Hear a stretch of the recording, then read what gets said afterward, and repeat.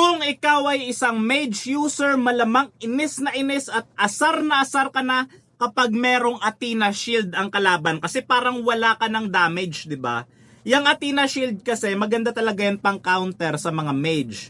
Pero paano ba maka-counter yung Athena Shield? Napakasimple lang. Bibili tayo ng Genius Wand at Divine Glaive. Yung Genius Wand, pinapababa niya yung magic defense ng kalaban.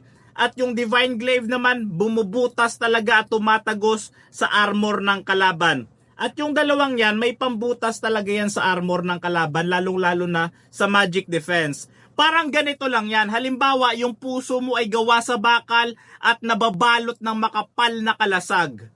Yung maling taong darating sa buhay mo, may dalang espada kung saan masasaktan ka talaga dahil yung espada niya kayang bumutas doon sa kalasag na meron yung puso mo, kaya masasaktan ka pa rin.